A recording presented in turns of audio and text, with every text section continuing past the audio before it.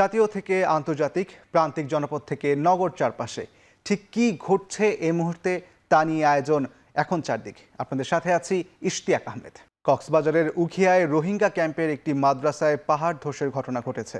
এতে অন্তত ৮ শিশুর মরদেহ উদ্ধারের তথ্য নিশ্চিত করেছেন শরণার্থী ত্রাণ ও প্রত্যাবাসন কমিশনার মোহাম্মদ মিজানুর রহমান।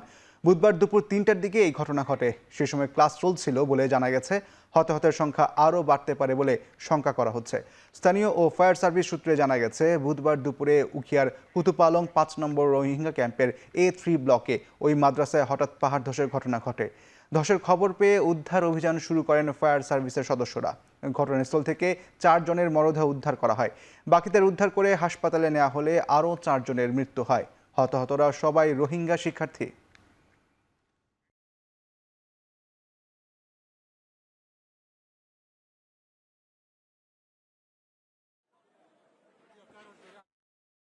টানা ৩ দিনে রেকর্ড ৭০০ মিলিমিটার বৃষ্টিতে বিপর্যস্ত পুরো চট্টগ্রাম অঞ্চল।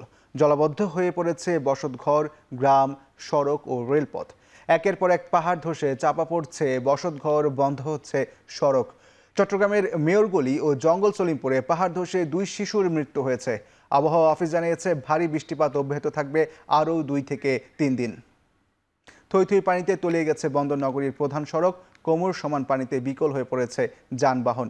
পানি ঢুকে পড়েছে নিচু এলাকার দোকানপাট, বসতঘরে। সংকট দেখা দিয়েছে সুপেয় পানি ও খাবারের। নগরের বাইরে পানি ঢুকেছে হাটহাজারী, সাতকানিয়া, সীতাকুণ্ড, মাসখালীর বেশ কিছু জনপদে। এদিকে পানিতে ডুবে যাওয়ায় চট্টগ্রাম কক্সবাজার রেল রুটে ট্রেন চলাচল বন্ধ ঘোষণা করা হয়। যাত্রা বাতিল করা হয় সব ট্রেনের। এতে ভোগান্তিতে পড়েন যাত্রীরা। সকালে ডুবে যাওয়া রেল লাইন পরিদর্শনে যান রেল প্রতিমন্ত্রী, মেয়র সহ চট্টগ্রামের প্রশাসনের কর্তা ব্যক্তিরা। এ সময় প্রতিমন্ত্রী জানান, বাতিল হওয়া ট্রেনের টিকিটের দাম ফেরত দেওয়া হবে, তবে পানি না নামা পর্যন্ত এই রুটে ট্রেন চলাচল বন্ধ থাকবে।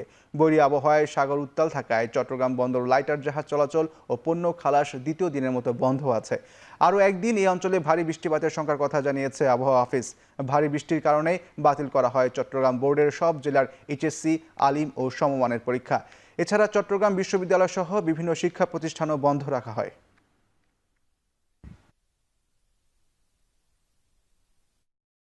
আজকে নতুন না, যতই উন্নয়ন হোক, যতই কাজ হোক, এটা থাকবেই। নালা বলে চাপ করছে, কোথায় নালা চাপ করছে? নালা চাপ করলে পানি উঠবে কেন? ভাড়া তো ৩ গুণ, ড্রাইভাররা ৩ গুণ নিচ্ছে ভাড়া। আমাদের রেল লাইনের উপরে যেহেতু ২-৩ ফিট কোথাও পানি উঠেছে, হ্যাঁ, তাই আমরা মনে করি যে আপাতত এই বিপর্যয়কালীন সময় বিরূপ আবহাওয়ার কারণে আমরা খণ্ডকালীন সময়ের জন্য আমরা রেল যোগাযোগ চট্টগ্রাম কক্সবাজার বন্ধ রাখছি এবং যাত্রীরা যারা টিকিট কেটেছেন তাদের টিকিটের অর্থ ফেরত দেওয়া হচ্ছে। রেকর্ড পরিমাণ বৃষ্টিপাতের পরও চট্টগ্রাম নগরে থামছে না বর্ষণ ও দমকা হওয়ার দাপট। টানা ৩ দিনের বৃষ্টিতে নগর জীবনে নেমে এসেছে নানা ভোগান্তি আর স্থবিরতা। আরও বিস্তারিত জানাতে চট্টগ্রাম কাতালগঞ্জ এলাকা থেকে যুক্ত হচ্ছেন ফয়সাল করিম। ফয়সাল, রেকর্ড পরিমাণ বৃষ্টিপাতে চট্টগ্রাম নগরীর সবশেষ কি পরিস্থিতি আমাদেরকে জানাবেন?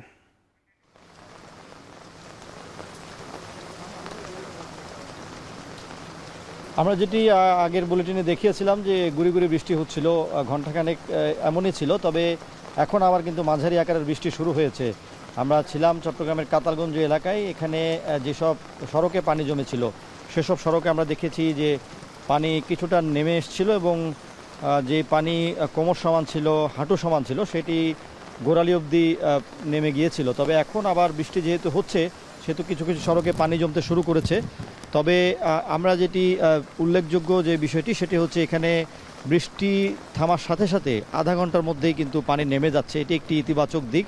তবে বৃষ্টি যেহেতু থামছে না, গুড়ি গুড়ি নয়তো মাঝারি আকার অথবা অতিবৃষ্টি যেহেতু গত ৩ দিন ধরে এমন পরিস্থিতির মধ্য দিয়ে নগরবাসী যাচ্ছে, এসব এলাকার মানুষজন যাচ্ছে, সেহেতু পানি কিন্তু দীর্ঘক্ষণ থেকে যাচ্ছে। অর্থাৎ পানি নামার যে সময়, সে সময়টা কিন্তু সেভাবে মিলছে না। এবং আমরা যেটি দেখেছিলাম যে আজকে সকালে চট্টগ্রাম নগরীর অনেক মূল সড়ক, বিশেষ করে মুরাদপুর, বহদ্দারহাট, চকবাজার এবং বিভিন্ন এলাকা যেগুলো আসলে মূল সড়ক ধরা হয়, আগ্রাবাদ, এই সকল এলাকায় পানি কিন্তু আজকে সকাল থেকে মূল সড়কেও কিন্তু প্রবেশ করেছিল এবং বৃষ্টি থামার সাথে সাথে সেসব সড়ক থেকে পানি নেমে গিয়েছিল। তবে যে সকল নিচু এলাকা আছে, পাঁচলাইশ, কাতালগঞ্জ, সুলুকবহর, সেগুলো থেকে কিন্তু দীর্ঘ সময় আমরা দেখেছি যে পানি জমে থাকতে, বিশেষ করে এসব এলাকায় খাল, নালা বা ছোট ছোট যে নালাগুলো আছে সেগুলোতে পরিচ্ছন্নতা বা পরিষ্কারের যে কার্যক্রম সেটি সেভাবে না হয় এখান থেকে পানি নামতে সময় লাগছে এবং এখানকার যারা বাসিন্দা আছেন তারা এমনটি অভিযোগ করেছেন। তবে সিটি কর্পোরেশন বা সিডিএর পক্ষ থেকে বলা হচ্ছে এখানে যে সংশ্লিষ্ট খাল আছে হিজরা খাল, সেই হিজরা খালে জলাবদ্ধতা প্রকল্পের কাজ সেটি শেষ না হয় আমরা দেখছি যে এই যে খাল পানি যে প্রবেশ করছে সড়কগুলোতে সেগুলো কিন্তু নামতে সময় লাগছে। তবে সিটি কর্পোরেশনের মেয়র গতকাল আমাদের যেটা জানিয়েছেন যে আসলে এই হিজরা খালের যে কাজ সেটি যদি সম্পন্ন হয় আগামী ফেব্রুয়ারিতে তবে কিন্তু আগামী বছর থেকে এই এলাকায় জলাবদ্ধতা থাকবে না। তবে এমন আশ্বাস কিন্তু আমরা দেখেছি আগেও অনেক মেয়র দিয়েছেন। তবে বরাবরের মতো এবারও আসলে এই এলাকাটি আসলে জলমগ্ন হয়েছে, জলাবদ্ধতায় শিকার হয়েছে এবং এখানকার যারা বাসিন্দা আছেন তারা নানাভাবে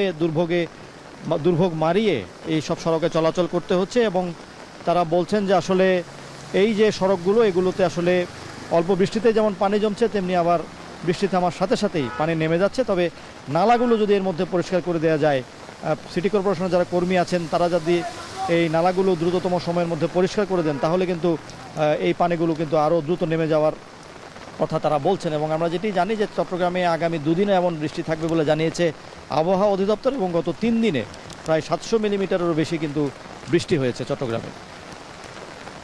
ধন্যবাদ ফয়সাল। রেকর্ড পরিমাণ বৃষ্টিপাতের পর এখন আবারও বৃষ্টি হচ্ছে চট্টগ্রামে, সেখানকার পরিস্থিতি জানাচ্ছিলেন ফয়সাল করিম। এদিকে রাঙ্গামাটিতে পাহাড় ধসের শঙ্কায় ঝুঁকিতে থাকা জেলার সদর, কাউখালী ও কাপ্তাই উপজেলায় 4টি আশ্রয়কেন্দ্র 210 জন আশ্রয় নিয়েছেন। জেলা সহ 10 উপজেলায় পাহাড় ধসের সতর্কতা জানিয়ে নিরাপদ আশ্রয় কেন্দ্রে যেতে প্রচার চালাচ্ছে স্থানীয় প্রশাসন। গতকাল 12 ঘন্টায় 209.8 মিলিমিটার বৃষ্টিপাত রেকর্ড করা হয়েছে। বৃষ্টিপাতে কাপ্তাই হ্রদে পানি বাড়ায় উৎপাদন সংকটে পড়ে দেশের একমাত্র কর্ণফুলী পানি বিদ্যুৎ কেন্দ্রের উৎপাদন বৃদ্ধি পেয়েছে। 242 মেগাওয়াট ক্ষমতাসম্পন্ন বিদ্যুৎ উৎপাদন কেন্দ্রের 5টি ইউনিট চালু করা হয়েছে। এতে উৎপাদিত 144 মেগাওয়াট বিদ্যুৎ সরাসরি জাতীয় গ্রিডে যুক্ত হচ্ছে। এছাড়া কাপ্তাই হ্রদের পানির উচ্চতা বাড়ায় উপজেলাগুলোর সাথে নৌ যোগাযোগ বেড়েছে।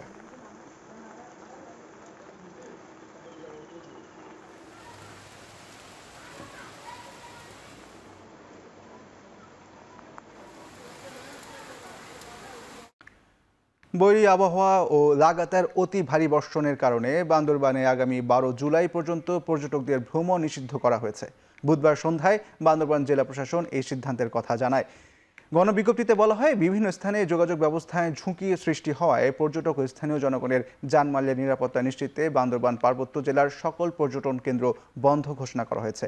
এই সময়ের মধ্যে জেলার সকল পর্যটন কেন্দ্র, ঝর্ণা, পাহাড়ি ট্রেল, নদীপথ, দুর্গম এলাকা ও ঝুঁকিপূর্ণ স্থানে না যেতে পর্যটক, ট্যুর অপারেটর ও সর্বসাধারণকে অনুরোধ জানানো হয়। এর আগে টানা ভারী বৃষ্টির কারণে বিভিন্ন জায়গায় পাহাড় ধসে চাপা পড়েছে প্রায় 20টি বসতঘর। সাঙ্গু ও মাতামুহুরী নদীর পানি বেড়ে প্লাবিত হয়েছে আশপাশের কয়েকটি পাড়া ও সড়ক।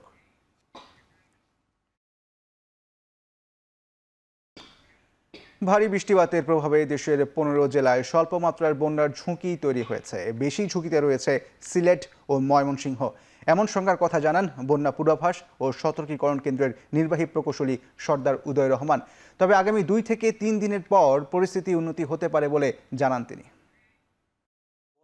সাম্প্রতিক পূর্বাভাস ইঙ্গিত দিচ্ছে আগামী 3 দিন পর্যন্ত ভারী থেকে অতি ভারী বর্ষণের প্রবণতা অব্যাহত থাকতে পারে। দক্ষিণ পূর্বাঞ্চলীয় পার্বত্য অববাহিকার বান্দরবান, কক্সবাজার জেলার নিম্নাঞ্চলে আগামী 2 থেকে 3 দিনে বন্যা পরিস্থিতি কিছুটা অবনতি ঘটতে পারে এবং একই সাথে চট্টগ্রাম, খাগড়াছড়ি, ফেনী জেলার নিম্নাঞ্চলে স্বল্পমেয়াদী বন্যা পরিস্থিতি সৃষ্টিরও ঝুঁকি রয়েছে আগামী 3 দিনে।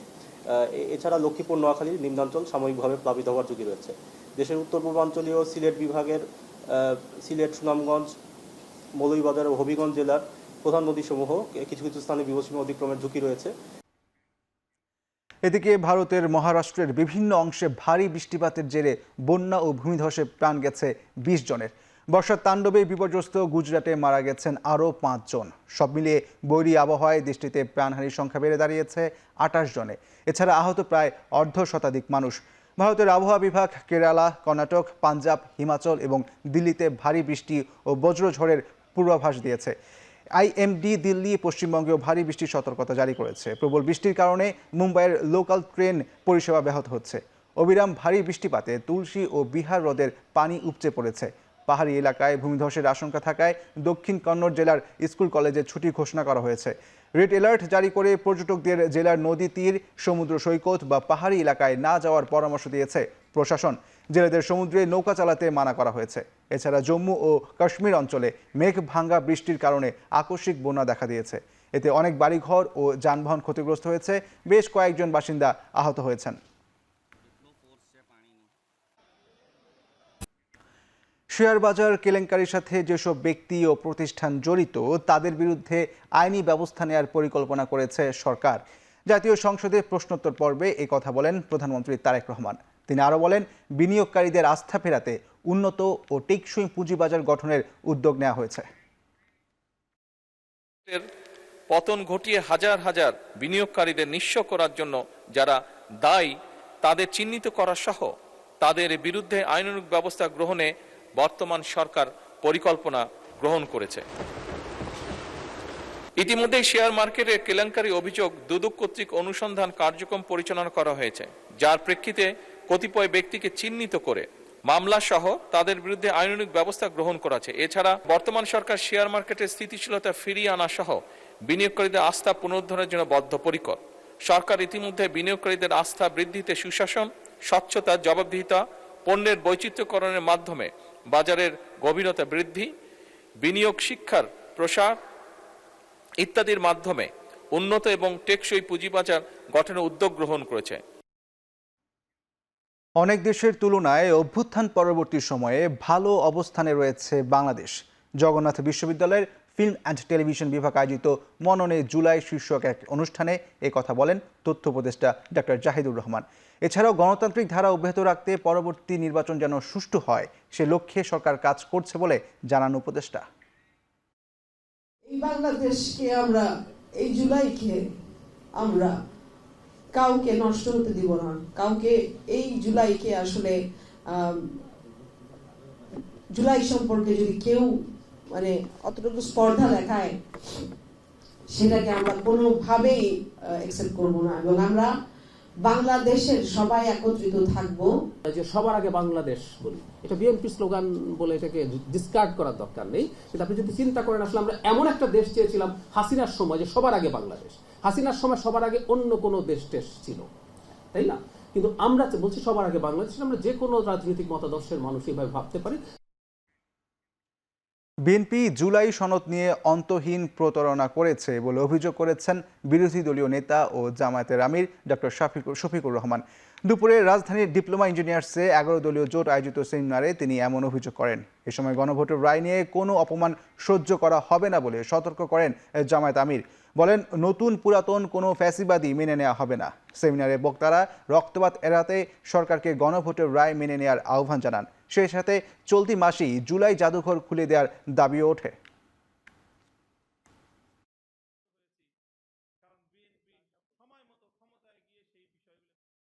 বাংলাদেশের মানুষেরা আর রক্তপাত দেখতে চায় না। বাংলাদেশের মানুষেরা একটা গণতান্ত্রিক উপায়ের মধ্য দিয়ে রাষ্ট্রটার একটা কাঙ্ক্ষিত সংস্কারের রূপান্তর তারা দেখতে চায়। বিএনপি যদি জুলাই বিপ্লবের চেতনা বাস্তবায়ন করতে ব্যর্থ হয়, আমাদের এই ইস্পাত কঠিন ঐক্য আরো দৃঢ় হতে থাকবে।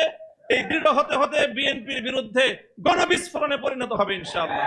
তারা এই সংসদে দাঁড়িয়ে বলেছিলেন জুলাই চার্টার একটা অন্তহীন প্রতারণার দলিল, আর এই সংসদেই দাঁড়িয়ে তারা আবার প্রমাণ করলেন তারাই জাতির সাথে অন্তহীন প্রতারণা করেছেন। আমরা কোনো ফ্যাসিবাদ নতুন হোক পুরাতন হোক মেনে নেব না, এ বিষয়ে স্পষ্ট। জেল জুলুমের ভয় দেখাবেন না।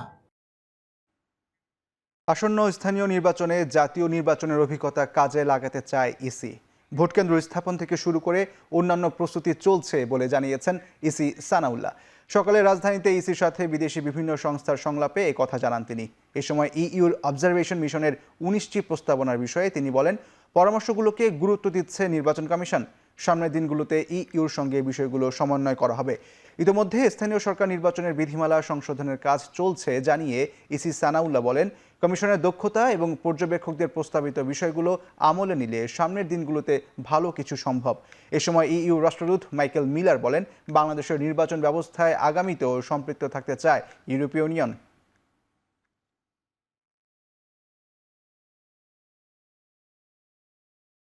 We are bringing together the findings and expertise of the Bangladesh Election Commission, of the citizen observers, of the international election observation missions, and the experience of those who work directly with voters, candidates, polling officials, media, civil society and communities. Upcoming elections, the local government elections will be conducted as per those law. However, there are common grounds. There are many common grounds. For example, the procedure followed at the voting center. These are very common in nature. So recommendations from the national elections will be in part very vital for the election at the local level. তত্ত্বাবধায়ক সরকার ব্যবস্থা বিলোপ সহ বেশ কিছু বিষয় পরিবর্তন করে আনা সংবিধানের ৫৫ সংশোধনী নিয়ে আপিলের উপর রায়ের জন্য বৃহস্পতিবার দিন ধার্য করা হয়েছে। প্রধান বিচারপতি জুবাইর রহমান চৌধুরীর নেতৃত্বে ৪ বিচারপতির বেঞ্চে আপিল শুনানি হয়। এতে শুনানি করেন রাষ্ট্রপক্ষে attorney general barrister Ruhul Kuddus Kajal. শুনানিতে তিনি বলেন, হাইকোর্ট ৫৫ সংশোধনীর যে অংশটুকু বাতিল করেছেন ওইটুকুই বহাল চান তারা। আর রিটকারী সংগঠন সুজনের পক্ষের আইনজীবী ব্যারিস্টার শরীফ ভুইয়া পুরো ৫৫ সংশোধনী বাতিল চান। তবে জামায়াতের পক্ষের আইনজীবী শিশির মনির বলেন, সংসদের এখতিয়ারের হস্তক্ষেপ করা আদালতে ঠিক হবে না। যদি সঠিক প্রক্রিয়া অনুসরণ করা হতো তাহলে জনগণের কাছে যে প্রশ্নটা যেত সেটা হলো জনগণ ৫৫ সংশোধনী সমর্থন করে কিনা, এবং এই ভোটের ফলাফল যদি না হতো তাহলে কিন্তু এই সংশোধনী সেখানেই বাতিল হয়ে যেত। একটা দিক আছে যেগুলো আদালতের কাজ নয়, আর আরেকটা দিক আছে যেগুলো পার্লামেন্টের কাজ। আদালতের যে বিষয়গুলো উত্থাপিত হয়েছে সেগুলো যেন অসাংবিধানিক ঘোষণা করা হয় এই মর্মে আমরা আগেও সাবমিশন রেখেছি। আর যেগুলো সংসদের কাজ, জনপ্রতিনিধিদের কাজ, সেগুলো যেন সংসদের উপর ছেড়ে দেওয়া হয়। সংশোধনীটা যেটা করা হয়েছিল ৫৫ সংশোধনী সংবিধানের, এবং সেটা পার্লামেন্টের যে ক্ষমতা আছে সেটাও আমরা আজকে আদালতকে উল্লেখ করেছি যে রাষ্ট্রের ৩টি অঙ্গ, নির্বাহী বিভাগ, পার্লামেন্ট এবং বিচার বিভাগ, তারা স্বতন্ত্রভাবে তাদের কাজ করবে এবং স্বতন্ত্রভাবে কাজ করার ক্ষেত্রে একে অপরের পরিপূরক হবে, কিন্তু কারো কার্যক্রম যেন আরেকজনকে কোনো রকম হস্তক্ষেপ না হয় সেটা বিবেচনা রাখতে হবে। সংসদ অধিবেশন দেখতে আসা শিক্ষা প্রতিষ্ঠানের শিক্ষক ও শিক্ষার্থীদের সঙ্গে সাক্ষাৎ করেছেন প্রধানমন্ত্রী তারেক রহমান। বুধবার বিকেলে সংসদ অধিবেশন শুরুর আগে প্রধানমন্ত্রী শিক্ষার্থীদের সঙ্গে কুশল বিনিময় করেন এবং তাদের লেখাপড়ার খোঁজ খবর নেন। পাশাপাশি দেশ গঠনে ভূমিকা রাখতে নিজেদের দক্ষ, যোগ্য ও আদর্শ নাগরিক হিসেবে গড়ে তোলার আহ্বান জানান। একই সঙ্গে শারীরিক শিক্ষা, শিল্প ও সংস্কৃতি চর্চার প্রতিও গুরুত্ব দেওয়ার জন্য তাদের উৎসাহিত করেন প্রধানমন্ত্রী। এর আগে সংসদ ভবনের অন্যান্য স্থাপত্য শৈলী, সংসদ লাইব্রেরি সহ বিভিন্ন স্থান ঘুরে দেখেন জিঞ্জিরা বালিকা উচ্চ বিদ্যালয়ের শিক্ষক শিক্ষার্থীরা। পরে তারা জাতীয় সংসদের অধিবেশন সরাসরি উপভোগ করেন। হত্যায় ধর্ষণ মামলার ১৩ বছর পর ধর্ষক মোহাম্মদ হেলাল মিয়াকে যাবজ্জীবন কারাদণ্ড দিয়েছে আদালত। একই সাথে ধর্ষণে জন্ম নেওয়া শিশুটি পেল পিতৃ পরিচয়। দুপুরে নেত্রকোনা জেলা ও দায়রা জজ আদালতের নারী শিশু নির্যাতন দমন ট্রাইব্যুনালে এই রায় দেওয়া হয়। একই সাথে নগদ ১ লক্ষ টাকা জরিমানা অনাদায়ে আরও ৬ মাসের জেল প্রদান করেন।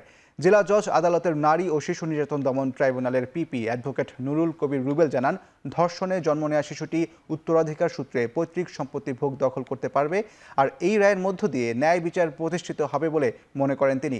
মামলার বিবরণে জানা যায়, বারোহাট্টা উপজেলার স্বল্প দশাল গ্রামের এক গৃহকর্মীকে ধর্ষণের ঘটনায় প্রসূতি হয়ে পড়লে বিষয়টি জানাজানি হয়। পরে এই ঘটনায় ২০১৩ সালের ১৩ জুলাই বারোহাট্টা থানায় একটি মামলা দায়ের করা হয়।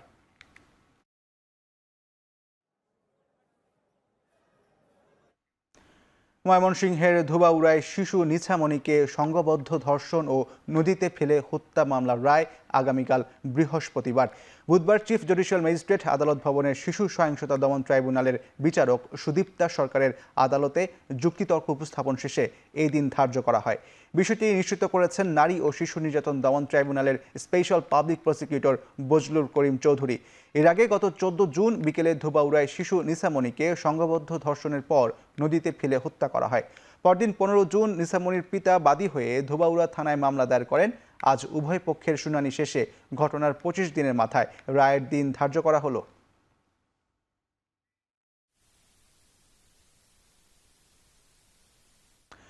বিশ্বকাপের আর্জেন্টিনা ও মিশরের ম্যাচ দেখা কেন্দ্র করে টাঙ্গাইলের মাওলানা ভাসানী বিজ্ঞান ও প্রযুক্তি বিশ্ববিদ্যালয়ে শিক্ষার্থীদের মধ্যে সংঘর্ষের ঘটনা ঘটেছে। এতে বিশ্ববিদ্যালয়ের এক সহকারী প্রক্টর সহ অন্তত 10 জন আহত হয়েছেন।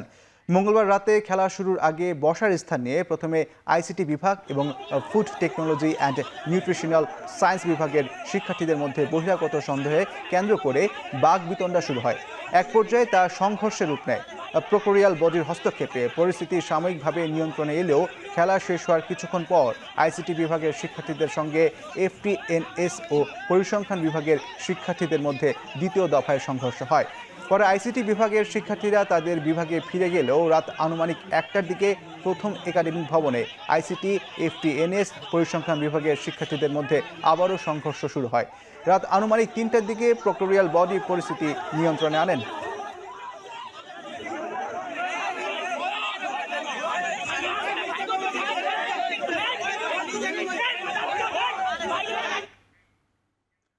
হবিগঞ্জের বাহুবলের ঢাকা সিলেট মহাসড়কে 2 যাত্রীবাহী বাসের মুখোমুখি সংঘর্ষে একজন বাস চালক নিহত হয়েছেন। এই ঘটনায় আহত হয়েছেন অন্তত 20 জন যাত্রী। সকালে বাহুবলের আকিজ ভেঞ্চার কোম্পানির সামনে এই দুর্ঘটনা ঘটে। স্থানীয়রা জানায়, সিলেট থেকে ঢাকাগামী ইউনিক পরিবহনের একটি বাস ডুবা ওই বাজারে এলাকায় পৌঁছালে বিপরীত দিক থেকে আসা সিলেটগামী লাকি পরিবহনের একটি বাসের সঙ্গে মুখোমুখি সংঘর্ষ হয়। এই ঘটনায় ইউনিক পরিবহনের বাসটি নিয়ন্ত্রণ হারিয়ে পাশের খাদে পড়ে যায় এবং লাকি পরিবহনের বাসটি দুমড়ে মুচড়ে যায়। ঘটনাস্থলেই ইউনিক পরিবহনের বাস চালক নিহত হন। এছাড়া লাকি পরিবহনের বাস চালক সহ উভয় বাসের অন্তত 20 জন যাত্রী আহত হন। পরে পুলিশ ঘটনাস্থলে গিয়ে আহতদের উদ্ধার করে হাসপাতালে পাঠায় এবং বাস দুটি সরিয়ে নেয়। দুর্ঘটনার পর প্রায় 1 ঘন্টা ঢাকা সিলেট মহাসড়কে যান চলাচল বন্ধ থাকে। এবার দেশি বিদেশি অপেক্ষাকৃত ভালো ব্যাংকগুলোর বিরুদ্ধেও অর্থ পাচারে জড়িয়ে পড়ার অভিযোগ উঠেছে। পাচারে জড়িতদের শনাক্ত করতে রাষ্ট্রায়ত্ত ব্যাংক সোনালী, অগ্রণী ও জনতা, বেসরকারি খাতের ব্র্যাক ও প্রাইম এবং বিদেশি ব্যাংক এইচএসবিসিতে অভিযান শুরু করেছে বাংলাদেশ ব্যাংকের বিশেষ তদন্ত দল। ব্যাংকগুলোর বিরুদ্ধে অভিযোগ, আমদানির বিপরীতে নষ্ট অ্যাকাউন্টের মাধ্যমে ডলার পরিশোধ করা হলেও গ্রাহকের নামে কোনো ঋণ বা দায় সৃষ্টি করা হয়নি। এমনকি অর্থ পাচারের প্রমাণ ধ্বংস করতে আইটি সিস্টেম থেকে গুরুত্বপূর্ণ তথ্য মুছে ফেলারও অভিযোগ উঠেছে এইসব ব্যাংকের বিরুদ্ধে। তদন্ত কর্মকর্তাদের অনুসন্ধান বলছে, ব্যাংকগুলোর ট্রেজারি ও আইটি বিভাগের কিছু অসাধু কর্মকর্তা এই চক্রের সাথে সরাসরি জড়িত। তদন্তের জন্য বাংলাদেশ ব্যাংক থেকে 6টির পৃথক বিশেষ তদন্ত টিম গঠন করা হয়েছে। এর মধ্যে পরিদর্শন বিভাগ ও বাংলাদেশ ব্যাংকের তথ্য প্রযুক্তি বিভাগের কর্মকর্তারা রয়েছেন।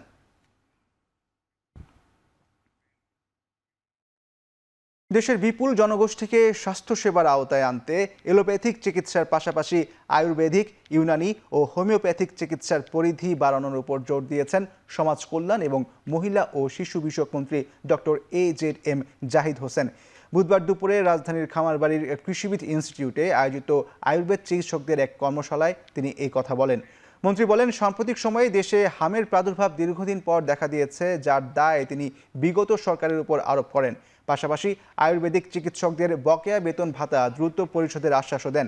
একই অনুষ্ঠানে ঢাকা উত্তর সিটি কর্পোরেশনের প্রশাসক শফিকুল ইসলাম খান বলেন, শুধু মশক নিধন কার্যক্রম চালিয়ে ডেঙ্গু নিয়ন্ত্রণ সম্ভব নয়। এজন্য জনসচেতনতা বৃদ্ধির পাশাপাশি অপরিকল্পিত নগরায়ন ও জলাবদ্ধতার সমস্যারও সমাধান প্রয়োজন।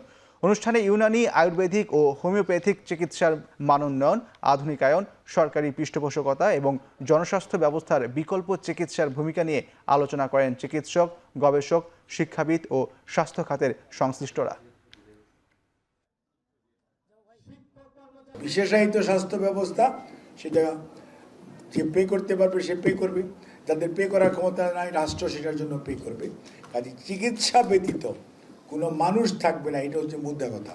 যার জন্য এবারের বাজেটে দেখবেন সেকেন্ড হাইয়েস্ট বাজেট অ্যালোকেট করা হয়েছে ministry of health and family ওয়েলফেয়ারের জন্য।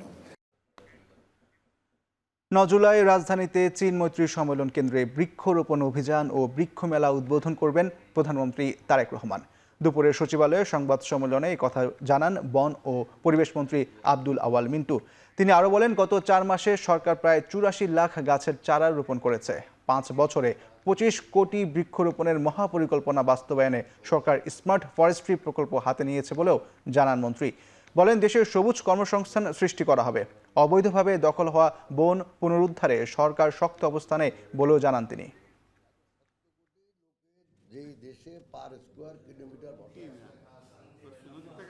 বাংলাদেশের বন ব্যবস্থাপনা কার্যক্রম এখন প্রবেশ করেছে স্মার্ট ফরেস্ট্রির আধুনিক যুগে, যেখানে প্রযুক্তি ও প্রকৃতির মেলবন্ধন এক নিরাপদ ও টেকসই বাংলাদেশের স্বপ্ন দেখাচ্ছে। গত 4 মাসে 4,800 ও সামথিং লাইক দ্যাট একর জমি পুনরুদ্ধার করে আমরা গাছ লাগাচ্ছি। তো আমরা আমাদের এই পুনরুদ্ধার করার ব্যাপারটা আমাদের একটা প্রায়োরিটিতে আছে। ঢাকা বিশ্ববিদ্যালয় সব সময় গণতন্ত্র ও অধিকার রক্ষায় অগ্রগামী বলে মন্তব্য করেছেন জাতীয় সংসদের deputy speaker barrister Kaiser Kamal. যে কোনো দুর্যোগেও প্রতিষ্ঠানটি পথ প্রদর্শক হিসেবে কাজ করছে। বুধবার সকালে ঢাবির ইতিহাস বিভাগে নবীনবরণ অনুষ্ঠানে ডেপুটি স্পিকার আরও বলেন, ইতিহাসের মাধ্যমে একটি জাতি নিজেকে চিনতে পারে। যে জাতি তার ইতিহাস জানে না, সে জাতি তার ভবিষ্যতের পথ খুঁজে পায় না। ইতিহাস মানুষকে ঘটনার পেছনের ঘটনা অনুসন্ধান, যুক্তি ও নিরপেক্ষ দৃষ্টিভঙ্গির শিক্ষা দেয় বলেও মনে করেন কায়সার কামাল। এ সময় বিভাগটির বিভিন্ন প্রতিযোগিতার বিজয়ীদের পুরস্কার তুলে দেন তিনি। ইউক্রেনকে প্যাট্রিয়ট ক্ষেপণাস্ত্র তৈরির অনুমতি দেবে যুক্তরাষ্ট্র। বুধবার আঙ্কারায় ইউক্রেন সংঘাত বন্ধে দেশটির প্রেসিডেন্ট ভ্লাদিমির জেলেনস্কির সঙ্গে সাইডলাইন বৈঠকে একথা জানান ডোনাল্ড ট্রাম্প। এছাড়াও ট্রাম্প দাবি করেন, ইউক্রেন যুদ্ধের শান্তিপূর্ণ সমাধান চায় মস্কো, কিয়েভ দুই পক্ষই। পাশাপাশি রাশিয়ার তেল শোধনাগার ও প্রতিরক্ষা সরঞ্জাম উৎপাদন কেন্দ্রে ইউক্রেনের ড্রোন হামলা বাড়ানোয় মস্কো যুদ্ধ বন্ধের শর্তে বাধ্য হবে বলেও দাবি ট্রাম্পের। এদিকে প্রতিশ্রুতি মোতাবেক 2027 সাল পর্যন্ত ইউক্রেনকে সামরিক সহায়তা হিসেবে 70 বিলিয়ন ইউরো দেওয়ার ঘোষণা দিয়েছে ন্যাটো।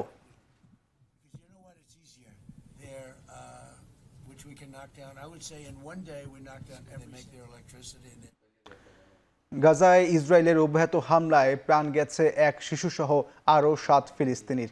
এর মধ্যে দক্ষিণ গাজার খান ইউনিসের মাওসি এলাকায় নিহত হয়েছেন একজন, আহত 2 শিশু। দ্বিতীয় হামলা হয়েছে গাজা সিটির পশ্চিমের একটি শরণার্থী শিবিরে। সেখানেও প্রাণ গেছে এক ফিলিস্তিনির, আহত হয়েছেন অন্তত 5 জন। আর তৃতীয় হামলা হয়েছে খান ইউনিসে। সেখানে জখম হয়েছেন 3 জন আর নিহত হয়েছেন 1 জন। যদিও ইসরায়েলি প্রতিরক্ষা মন্ত্রণালয়ের দাবি, হামাসের সদস্যদের লক্ষ্যবস্তু করেই এই হামলাগুলো করা হয়েছে। তবে 3টি আলাদা হামলার ব্যাপারে বিস্তারিত কিছু জানাতে রাজি হয়নি আইডিএফ। বিপরীতে গাজার স্বাস্থ্য মন্ত্রণালয়ের দাবি, যুদ্ধবিরতির মধ্যেই বেসামরিক নাগরিকদের উপর চালানো এই হামলার আন্তর্জাতিক তদন্ত ও বিচার হওয়া উচিত।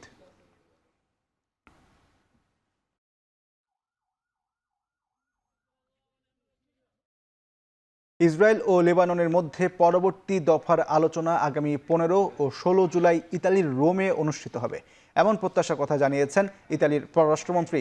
গেল এপ্রিল থেকে এখন পর্যন্ত যুক্তরাষ্ট্রের ওয়াশিংটনে 2 পক্ষের মধ্যে 5 দফার বৈঠক অনুষ্ঠিত হয়। তবে এতে কোনো সুফল আসেনি। যুদ্ধবিরতি কার্যকর হলেও তা লঙ্ঘন করে লেবাননে হামলা চালিয়ে যাচ্ছে ইসরায়েলি বাহিনী। শুধু তাই নয়, জোরপূর্বক দখল করা হচ্ছে দক্ষিণ লেবাননে একের পর এক ভূখণ্ড। এবার রোমে 6ষ্ঠ দফার আলোচনায় বসছে তারা।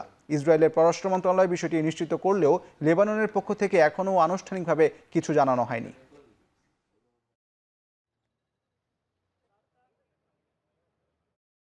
ইরান ও যুক্তরাষ্ট্রের মধ্যে নতুন করে সংঘাতের জেরে বিশ্ববাজারের 2 সপ্তাহের ব্যবধানে ফের বেড়েছে জ্বালানি তেলের দাম। অপরিশোধিত তেলের দাম বেড়ে ব্যারেল প্রতি দাঁড়িয়েছে $76.07। ওমান উপসাগরে হরমুজ প্রণালীতে তেলবাহী জাহাজে হামলার জেরে আবারও উত্তেজনা শুরু হয়েছে 2 দেশের মধ্যে। পাল্টাপাল্টি হামলায় ফের অশান্ত মধ্যপ্রাচ্য। জবাবে বিশ্ববাজারে ইরানের তেল বিক্রির সাময়িক সুবিধা বাতিল করেছে যুক্তরাষ্ট্র, যার প্রভাব পড়েছে তেলের বাজারে।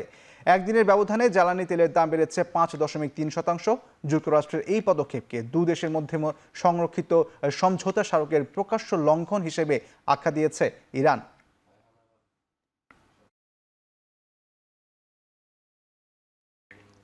ইরানের প্রয়াত নেতা আয়াতুল্লাহ আলী খামেনিকে শেষবারের মতো শ্রদ্ধা জানাতে ইরাকের নাজাফ শহরে জড়ো হয়েছেন লাখ লাখ শোকার্ত মানুষ। খামেনির জানাজা ঘিরে বুধবার ছুটি ঘোষণা করা হয়েছে ইরাকে। ইরানে কয়েক দফা জানাজা ও রাষ্ট্রীয় শোকানুষ্ঠান শেষে আয়াতুল্লাহ আলী খামেনির মরদেহবাহী কফিন নিয়ে আসা হয়েছে ইরাকে। মঙ্গলবার স্থানীয় সময় সন্ধ্যায় নাজাফ বিমানবন্দরে পৌঁছালে আনুষ্ঠানিকভাবে মরদেহ গ্রহণ করেন ইরাকি প্রধানমন্ত্রী। আলী খামেনিকে শ্রদ্ধা জানাতে নাজাফ শহরে আয়োজন করা হয় বিশাল শোকযাত্রার। সেখানে দলে দলে যোগ দিয়ে লাখো মানুষ। নাজাফ শহর থেকে পরে তার মরদেহ নেওয়া হয় পবিত্র কারবালার নগরীতে। এরপর সব আনুষ্ঠানিকতা শেষে খামেনির মরদেহ ফের ইরানে ফিরিয়ে আনা হবে। আগামী বৃহস্পতিবার ইরানের পবিত্র মাশাদ শহরে দাফন করা হবে আয়াতুল্লাহ আলী খামেনিকে। 5 আরোহী সহ আরব সাগরে নিখোঁজ কার্গো বিমানটি বিধ্বস্ত হয়েছে নিশ্চিত করেছেন পাকিস্তানের প্রধানমন্ত্রী শেহবাজ শরীফ। নিখোঁজ আরোহীদের পরিবারের প্রতি জানিয়েছেন সমবেদনা।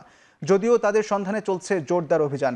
মঙ্গলবার সন্ধ্যায় পাকিস্তানের দক্ষিণ উপকূল থেকে নিখোঁজ হয় K2 এয়ারওয়েজ বিমানটি। আরোহীদের সন্ধানে পরিচালিত অভিযানে যোগ দিয়েছে দেশটির সেনাবাহিনী ও বেসামরিক বিমান কর্তৃপক্ষ। জানা যায় সংযুক্ত আরব আমিরাতের শারজা থেকে রওনা দিয়ে পাকিস্তানের করাচিতে ফিরছিল বিমানটি। বন্দরনগরীর 155 নটিক্যাল মাইল পশ্চিমে বিমানটি দ্রুত নিচে নামছিল এবং গতিপথ ঘুরে যাচ্ছিল বলে জানায় পাকিস্তান বিমান কর্তৃপক্ষ PAAA। এরপর থেকেই যোগাযোগ বিচ্ছিন্ন বিমানটি। রাডার থেকে হারিয়ে যাওয়ার আগে নেভিগেশন সিস্টেমের সমস্যার কথা জানানো হয়েছিল বিমান থেকে। বাংলাদেশ ফুটবলের উন্নয়নে বাফুফেকে 1000 ফুটবল উপহার দিয়েছে বাংলাদেশে নিযুক্ত পাকিস্তান হাই কমিশন। আজ বাফুফে আর্টিফিশিয়াল টার্ফে এক অনুষ্ঠানের মাধ্যমে বাফুফের সভাপতি তাবিথ আওয়ালের কাছে ফুটবলগুলো হস্তান্তর করে পাকিস্তানের হাই কমিশনার ইমরান হায়দার। তৃণমূল পর্যায়ে ব্যবহারের জন্য এসব ফুটবল বিভিন্ন অঞ্চলে সরবরাহ করা হবে বলে জানিয়েছেন বাফুফের সভাপতি। ভবিষ্যতে ফুটবলারদের চিকিৎসা ক্ষেত্রে পাকিস্তানের কাছ থেকে সহযোগিতা চান সভাপতি। এর আগে বাংলাদেশ অনূর্ধ্ব 17 নারী দলকে 2 ভাগে ভাগ করে একটি প্রদর্শনী ম্যাচ অনুষ্ঠিত হয় বাফুফের official টার্ফে।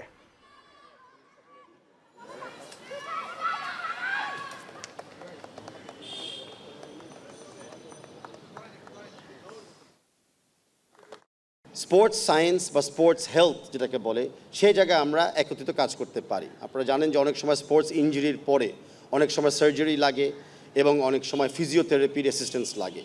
I have put in a request of collaboration in the future between Pakistan and Bangladesh যদি আমরা ওই জায়গায় আমরা কাজ করতে পারি। বাংলাদেশ ফুটবল ফেডারেশন পক্ষ থেকে আমরা সবসময় প্রস্তুত বাংলাদেশের বাইরে যত বন্ধু রাষ্ট্র আছে সকল মেম্বার অ্যাসোসিয়েশনের সাথে আমরা কাজ করতে চাই।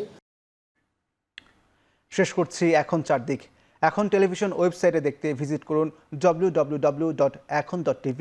এছাড়া ফেসবুকে দেখতে ভিজিট করুন facebook.com/tv.ekhon এবং ইউটিউবে দেখতে ভিজিট করুন youtube.com/c/ekhon tv।